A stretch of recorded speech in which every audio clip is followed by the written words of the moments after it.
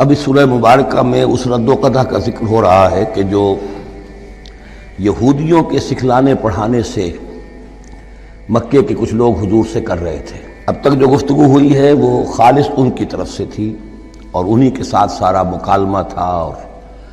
محاجہ تھا،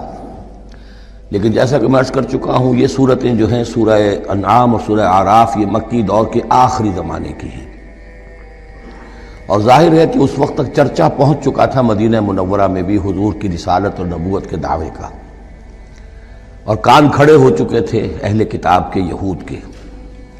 تو وہیں سے بیٹھے ہوئے انہوں نے ریشہ دوانیاں کرنی شروع کر دی تھی۔ اور جیسے کہ ہم پڑھ چکے ہیں کہ جب زدہ میں کوئی آ جائے تو وہ یہاں تک کہہ بیٹھتے تھے کہ ان مسلمانوں سے تو یہ مشرک بہتر ہیں جو بتوں کو پوجتے ہیں وغیرہ وغیرہ۔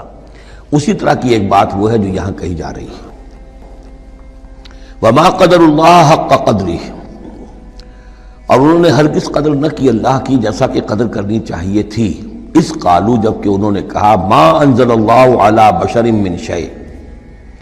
جبکہ انہوں نے کہا کہ نہیں اتاری ہے اللہ نے کسی بھی انسان پر کوئی بھی چیز، کیٹیگوریکل ڈینائل۔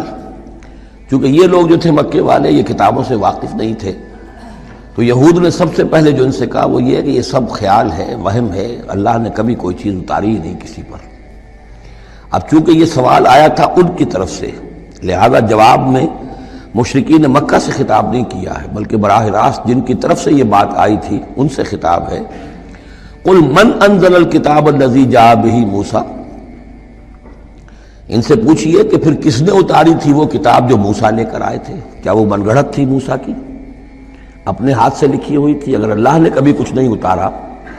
تو من انزل الکتاب الذی جاء بہ موسیٰ نورا وہدی للناس، کہ جو نور بھی تھی اس کے اندر نور بھی تھا، وہ خود روشن تھی اور لوگوں کے لیے رہنمائی تھی۔ تجعلونہ قراطیسا، تم نے اسے ورق ورق کر دیا ہے، ٹکڑوں میں بانٹ دیا ہے، حصوں میں تقسیم کر دیا ہے۔ تبدونہا وتخفون کثیرا، کچھ کو ظاہر بھی کرتے ہو لیکن اکثر کو چھپا کر رکھتے ہو۔ یہودیوں نے کتاب کو جس طرح چھپایا ہے اور اپنے من مانی فتویٰ فروشی کے لیے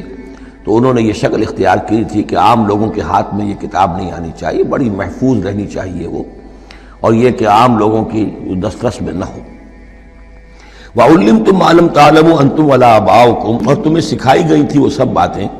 جو نہ تم جانتے تھے تمہارے آباء و اجداد جانتے تھے۔ قُلِ اللَّهُ، کہیے یہ سب اللہ نے نازل کیا، تورات بھی اللہ نے نازل فرمائی تھی، انجیل بھی اللہ نے نازل فرمائی تھی، اب یہ قرآن بھی اللہ نے نازل فرمایا ہے۔ ثُمَّ ذَرْهُمْ فِي خَوْضِهِمْ يَلْعَبُونَ،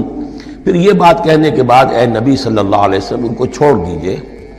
اور ان سے کنارہ کشی کر لیجئے، وہ اپنی باتوں میں خرافات کے اندر کھیلتے رہیں۔